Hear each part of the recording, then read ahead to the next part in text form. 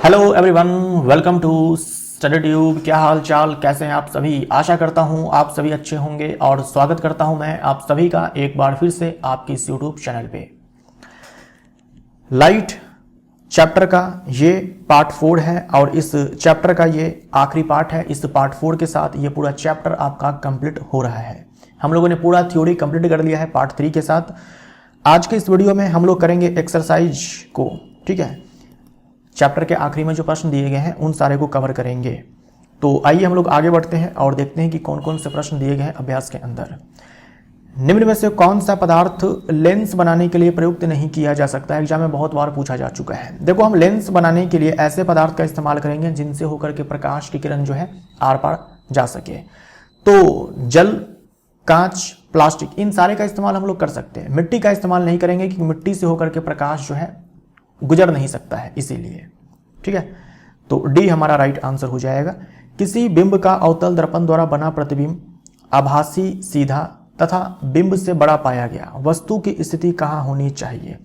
देखो, अवतल दर्पण में कॉनकेव मिरर में सीधा के साथ बड़ा प्रतिबिंब एक ही स्थिति में बनता है जब वस्तु रखी गई होती है कहाँ पर, ध्रुव और मुख्य फोकस के बीच में। ठीक है, ध्रुव और मुख्य फोकस के बीच में। डी हमारा राइट आंसर हो जाएगा। ये सब मैंने बहुत ही अच्छे से समय देकर के आपको समझाया हुआ है थ्योरी वाले पार्ट में। किसी बिंब का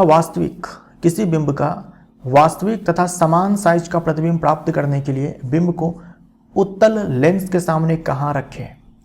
देखो, उत्तल लेंस में समान साइज का प्रतिबिंब जो है आपको कब मिलेगा। उत्तल लेंस में समान साइज का प्रतिबिंब आपको कब मिलेगा। अवतल लेंस में तो हमेशा ही छोटा प्रतिबिंब बनता है, सीधा छोटा बनता है।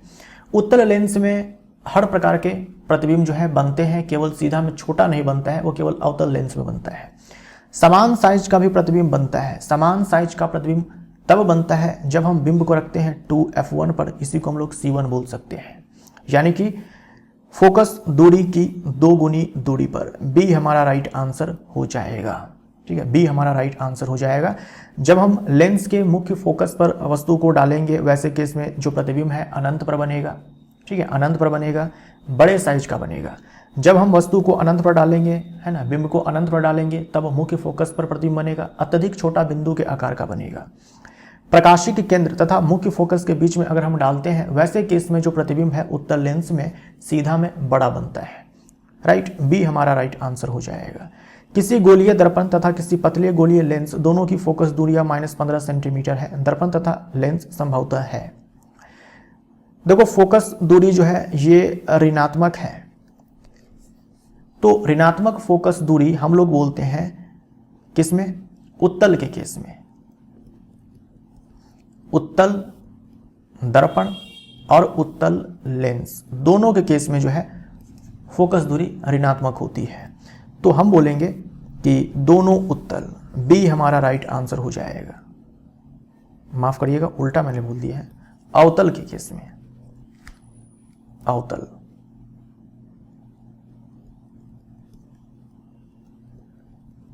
उत्तल के केस में धनात्मक होती है फोकस दूरी, तो आंसर हमारा क्या हो जाएगा, आंसर हो जाएगा दोनों के दोनों अवतल। राइट, ए हमारा राइट आंसर हो जाएगा। और जो फोकस दूरी है वो धनात्मक होती है उत्तल के केस में। उत्तल दर्पण और उत्तल लेंस।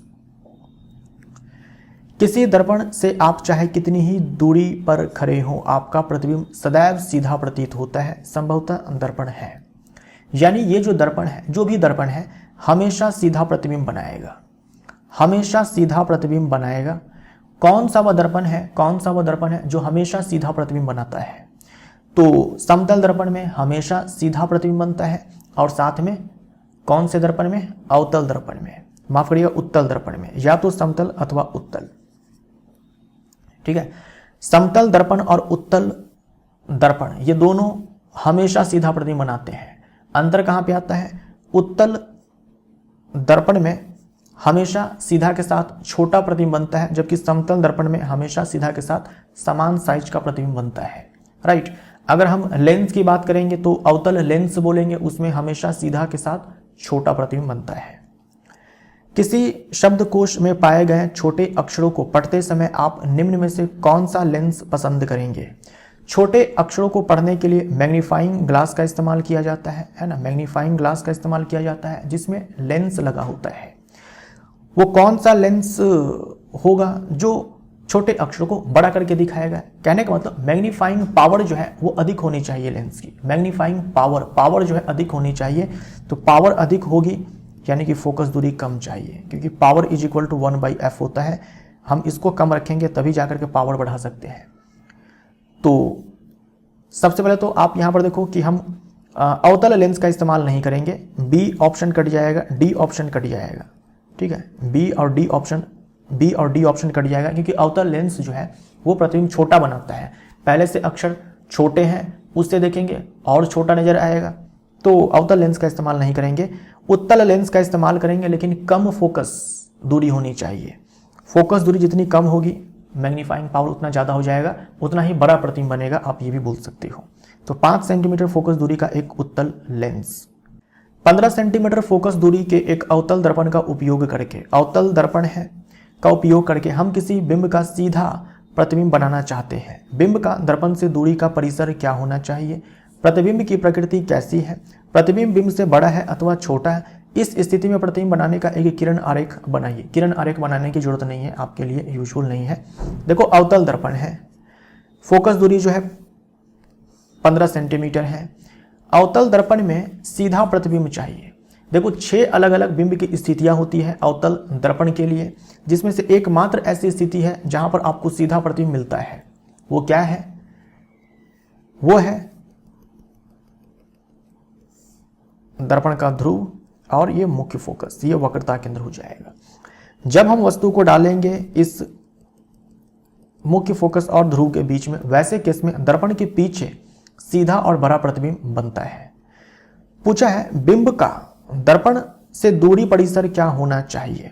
तो 15 सेंटीमीटर, 0 से 15 सेंटीमीटर के बीच में, ठीक है। अगर हम रेंज की बात करेंगे कि भाई वस्तु को हम कहां रखेंगे, तो 0 से 15 सेंटीमीटर के बीच में, ठीक है, 0 से 15 सेंटीमीटर के बीच में। एग्जैक्ट 15 सेंटीमीटर पर नहीं डालेंगे, एग्जैक्ट से मुख्य फोकस पर नहीं डालेंगे, तब प्रतिबिंब जो है अनंत पर बनेगा, बहुत बड़ा बनेगा, वास्तविक उल्टा बनेगा।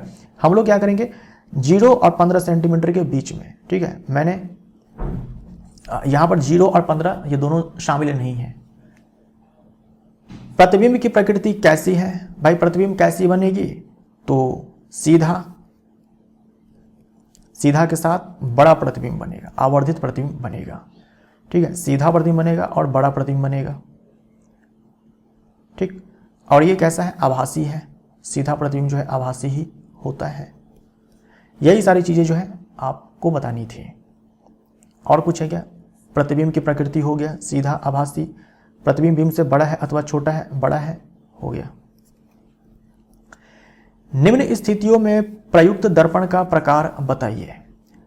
हेडलाइट में अवतल दर्पण का इस्तेमाल किया जाता है। हेडलाइट में अवतल दर्पण का इस्तेमाल किया जाता है। क्यों? समांतर प्रकाश पाने के लिए, है ना, समांतर प्रकाश पाने के लिए, ताकि दूर तक जा सके, है ना। पैरेलल लाइट बीम प्राप्त करने के लिए, समांतर प्रकाश पुंज जो है प्राप्त करने के लिए हेडलाइट में अवतल दर्पण का इस्तेमाल किया जाता है। किसी वाहन का पार्श्व या पश्च दृश्य दर्पण, तो पीछे के दृश्य को देखने के लिए वाहनों में जो दर्पण लगा होता है वो उत्तल दर्पण होता है। अब है कि क्यों किया जाता है इसका इस्तेमाल? इसका इस्तेमाल इसलिए किया जाता है कि प्रतिबिंब सीधा दिखे, पीछे से जो भी वाहन आ रहे हैं, जो भी चीजें आ रही है वो सीधी दिखाई पड़े। और छोटे से दर्पण में बहुत सारे एरिया कवर होते हैं, फील्ड ऑफ व्यू ज़्यादा होता है, तो यही कारण है। कारण क्या हो जाएगा कि सीधा प्रतिबिंब बनता है और छोटे आकार का बनता है, तो बहुत सारा एरिया जो है पीछे का कवर हो जाता है। फील्ड ऑफ व्यू जो है, दृष्टि क्षेत्र जो है उत्तल दर्पण का अधिक होता है। सौर भट्टी में जो है अवतल लेंस का इस्तेमाल किया जाता है, अवतल दर्पण का इस्तेमाल किया जाता है। सौर भट्टी में अवतल दर्पण का इस्तेमाल किया जाता है। सन से आने वाली जो समांतर प्रकाश की किरणें होती है उसे एक बिंदु पर केंद्रित करने के लिए, ठीक है, बड़े अवतल दर्पण का इस्तेमाल किया जाता है। सनलाइट को एक पॉइंट पर कंसंट्रेट करने के लिए, यहाँ पर पैरेलल लाइट बीम प्राप्त करने के लिए, और यहाँ पर सीधा प्रतिबिंब बनता है। फील्ड ऑफ व्यू ज़्यादा होता है तो छोटे से दर्पण में बड़ा एरिया कवर होता है, बड़े एरिया का प्रतिबिंब प्राप्त होता है, इसीलिए उत्तल दर्पण का इस्तेमाल किया जाता है। तो ये 8 नंबर क्वेश्चन हमारा बन गया। किसी उत्तल लेंस का आधा भाग काले कागज से ढक दिया गया है, क्या यह लेंस किसी बिंब का पूरा प्रतिबिंब बना पाएगा? अपने उत्तर के प्रयोग द्वारा जांच कीजिए। लेंस लेकर के जांच करनी है, अपने प्रेक्षणों की व्याख्या कीजिए। उत्तल लेंस के बारे में कहा जा रहा है, ये जो उत्तल लेंस है ये इसका प्रकाशीय केंद्र है, तो कहा जा रहा है कि ये आधा भाग जो है कागज से ढक दिया गया है, तो कोई दिक्कत नहीं है, जो बचा हुआ आधा भाग है इससे बिंब का पूरा प्रतिबिंब बन जाता है। बिंब का जो है पूरा प्रतिबिंब बन जाएगा, लेकिन जो बिंब बनेगा ना, जो प्रतिबिंब बनेगा वो उतना चमकदार नहीं होगा, है ना, उतना चमकदार नहीं होगा, थोड़ा सा ब्लर आएगा, उसमें ब्लरनेस आ जाएगा। जो प्रतिबिंब बनेगा वो थोड़ा सा ब्लर होगा, थोड़ा सा धुंधला होगा, उतना चमकदार नहीं होगा, उतना ब्राइट इमेज नहीं बनेगा, लेकिन बनेगा पूरा का पूरा इमेज। अगला सवाल है, 5 सेंटीमीटर लंबा कोई बिंब 10 सेंटीमीटर फोकस दूरी के किसी अभिसारी लेंस, अभिसारी लेंस बोले तो उत्तल लेंस से 25 सेंटीमीटर दूरी पर रखा जाता है। प्रकाश किरण आरेख खींचकर बनने वाले प्रतिबिंब की स्थिति यानी कि प्रतिबिंब दूरी, प्रतिबिंब का साइज और प्रकृति यानी कि उल्टा है सीधा है क्या है, यानी सब कुछ आपको बताना है। अभिसारी लेंस है, उत्तल लेंस है। उत्तल लेंस की फोकस दूरी धनात्मक होती है, फोकस दूरी आपको 10 सेंटीमीटर दी गई है। बिंब की ऊंचाई आपको दी गई है, बिंब की ऊंचाई जो है हम लोग हमेशा धनात्मक ही लेते हैं, तो 5 सेंटीमीटर बिंब की ऊंचाई है, और वस्तु दूरी हमेशा हम लोग ऋणात्मक लेते हैं, तो यहाँ पर -25 सेंटीमीटर हो जाएगा। हमें चाहिए क्या? प्रतिबिंब की स्थिति, तो यहाँ पर हम लोग लेंस सूत्र लगाएंगे 1/f = 1/v माइनस में 1/u, 1/10 हो जाएगा बराबर 1/v माइनस माइनस प्लस हो जाएगा 1/25, 1/10 बराबर 1/v लिख लेते हैं, 1/v बराबर 1/10 माइनस 1/25, 10-25 का एलसीएम जो है 50 आएगा, 10 × 50 हो जाएगा, 25 दूना में 50 हो जाएगा, ये आ गया यहाँ पर 3/50, v बराबर हो गया हमारा 50/3, 50/3 जो है ये सेंटीमीटर में है, 50/3 जो है हमारा ये प्रतिबिंब दूरी है ना, स्थिति प्रतिबिंब की स्थिति यानी कि प्रतिबिंब दूरी जो है 50/3 है। अब देखो हमें प्रकृति चाहिए और हमें साइज चाहिए, आवर्धन के पास जाएंगे, तो आवर्धन बराबर हो जाएगा हमारा m बराबर लेंस के लिए आवर्धन बराबर होता है v/u, v का मान 50/3 है और u है -25, तो 25 से ये कट जाएगा 2 बार में, -2/3, m आ गया -2/3, क्योंकि m का मान ऋणात्मक है, मतलब जो प्रतिबिंब है ये कैसा है भाई? उल्टा है, यानी कि वास्तविक है। उल्टा प्रतिबिंब जो है वास्तविक होता है। अब आपको साइज चाहिए। आवर्धन क्या बताता है कि प्रतिबिंब कितना आवर्धित है, क्योंकि वस्तु का साइज 5 सेंटीमीटर है, आवर्धन 2/3 है, माइनस केवल ये बता रहा है कि उल्टा प्रतिबिंब है, यानी कि प्रतिबिंब का जो आकार है, वस्तु का जो आकार है उसका 2/3 है। या फिर आप डायरेक्ट जो है निकाल लो यहाँ से, प्रतिबिंब की ऊंचाई चाहिए तो आवर्धन गुने में बिंब की ऊंचाई, आवर्धन आप निकाल चुके हैं -2/3, बिंब की ऊंचाई आपको पता है 5 है, तो -10/3 ये है प्रतिबिंब की ऊंचाई। नेगेटिव साइन क्या बता रहा है? प्रतिबिंब जो है उल्टा है, ठीक है, नेगेटिव साइन क्या बता रहा है? प्रतिबिंब जो है उल्टा है।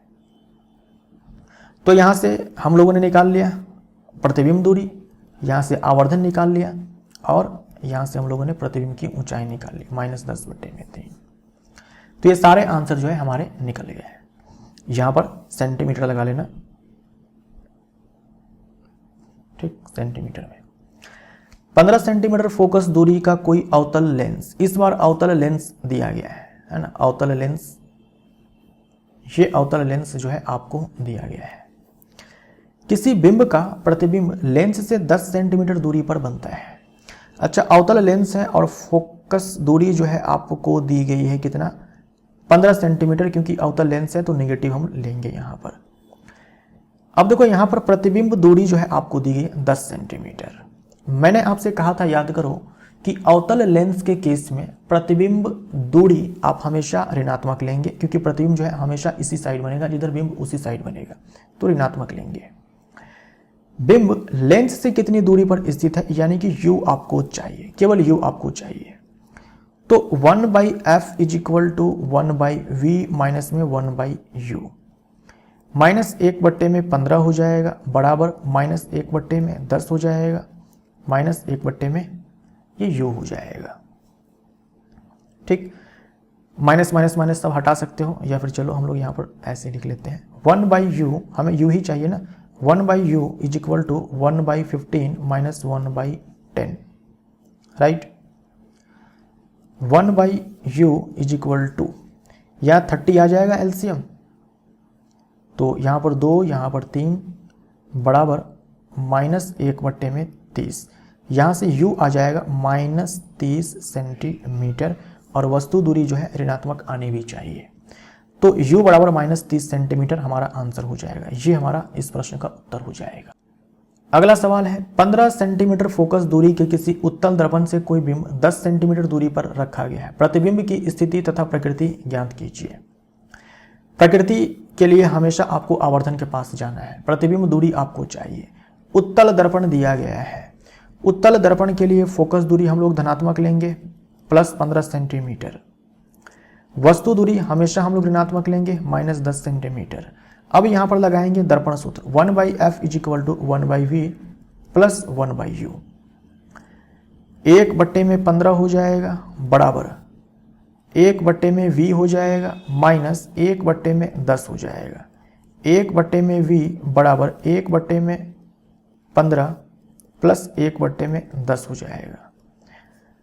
15 और 10 का एलसीएम 30 आ जाएगा, 15 दूनी में 30 हो जाएगा, 10 तिहाई 30, यानी कि 1/v बराबर 5/30, यानी कि 1/6।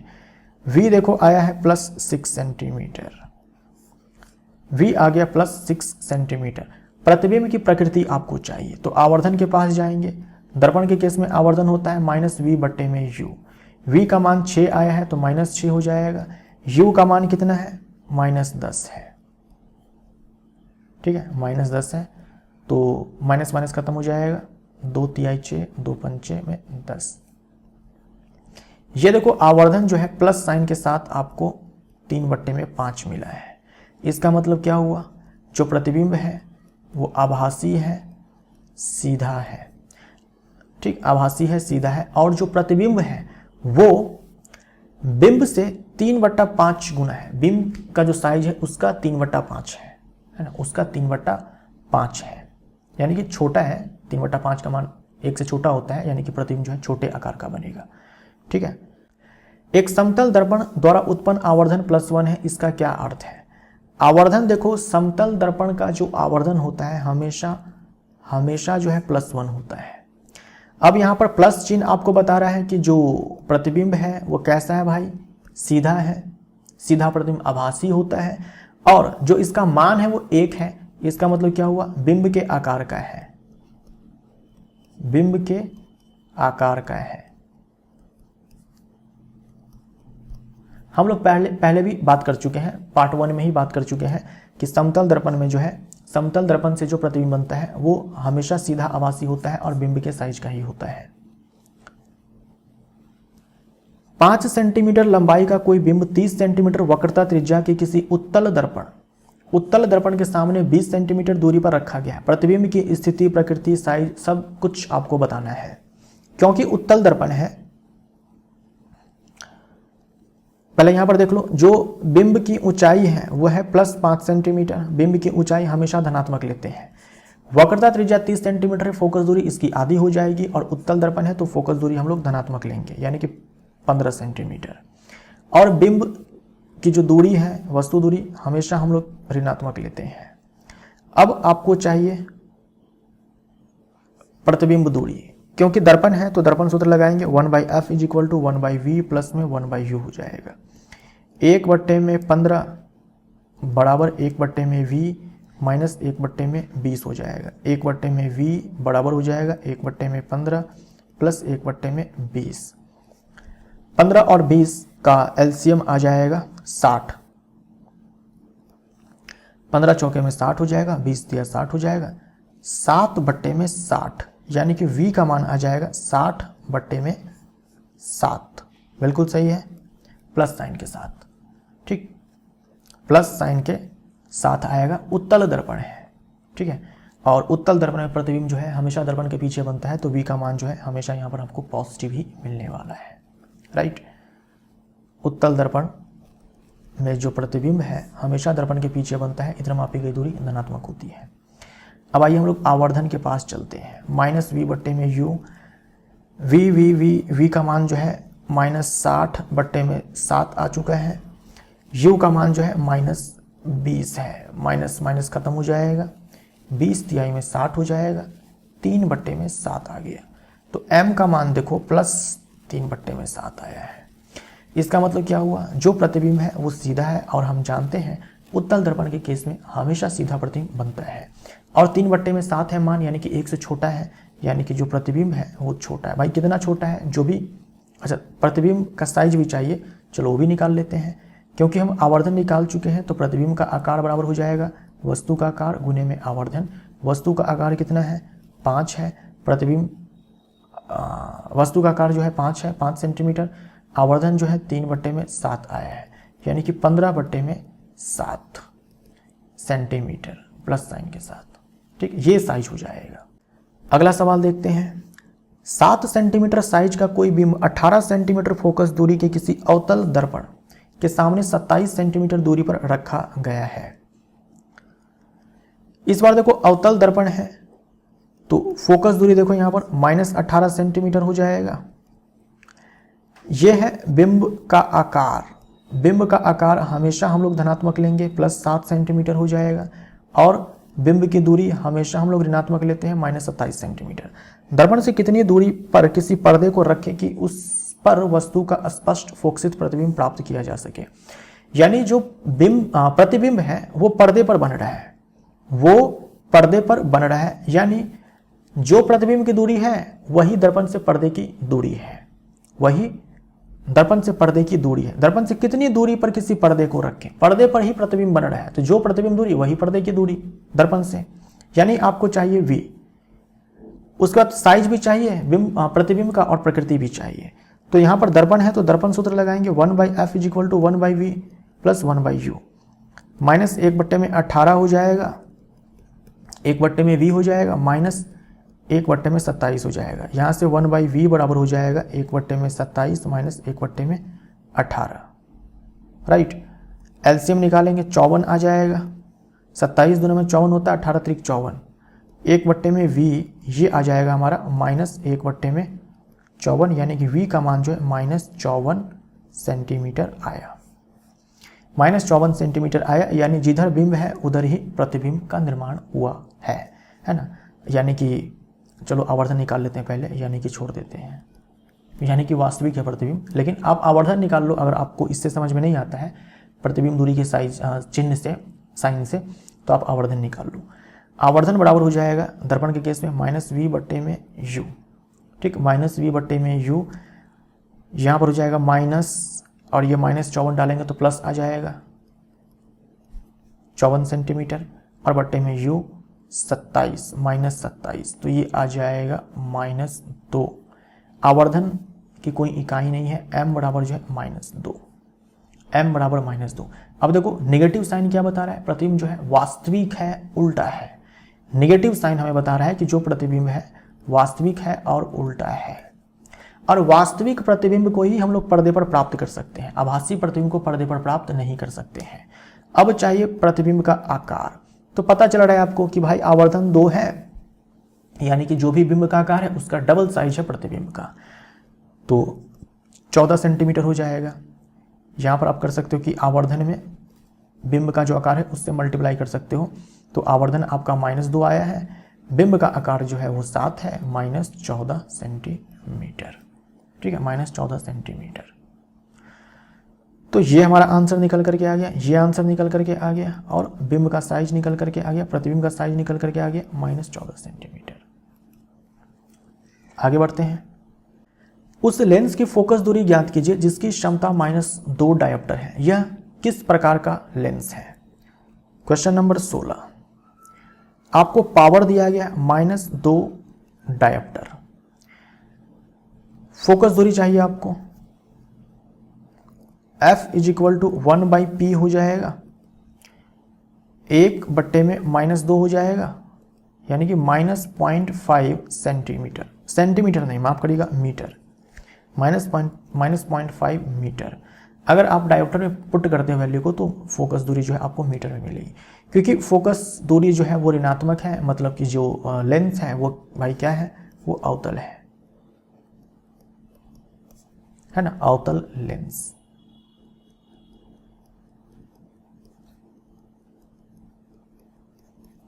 अवतल लेंस। क्वेश्चन नंबर 17 देखते हैं। कोई डॉक्टर +1.5 डायोप्टर क्षमता का संशोधक लेंस निर्धारित करता है। लेंस की फोकस दूरी ज्ञात कीजिए। क्या निर्धारित लेंस अभिसारी है अथवा अपसारी है? यहां पर पावर जो है आपको दिया गया है +1.5 डायोप्टर। यहां से F निकालेंगे, 1/P फॉर्मूला लगाएंगे, 1/, में ये 1.5 आ जाएगा। ठीक, तो इस बार आ जाएगा कितना, 10/15। ये मीटर में हमारा आंसर आएगा। ठीक है, ये मीटर में आंसर आएगा। अब देखो यहां पर F जो है हमारा पॉजिटिव है, यानी कि उत्तल लेंस है, उत्तल लेंस है, जिसे हम लोग क्या बोलते हैं, अभिसारी लेंस भी बोलते हैं, है ना, अभिसारी लेंस भी बोलते हैं, अभिसारी लेंस, राइट। तो क्वेश्चन नंबर 16, 17 हमारे यहाँ पर दोनों इस प्रकार बनेंगे। तो इसी के साथ ये वीडियो यहाँ पर समाप्त होता है। ठीक है, ये वीडियो यहाँ पर समाप्त होता है, पार्ट 4 यहाँ पर समाप्त होता है, और परावर्तन तथा अपवर्तन लाइट का जो चैप्टर है ये हमारा यहाँ पर कंप्लीट होता है। मिलते हैं लाइट के ही अगले चैप्टर में, मानव नेत्र और रंग बिरंगा संसार में। Thank you so much.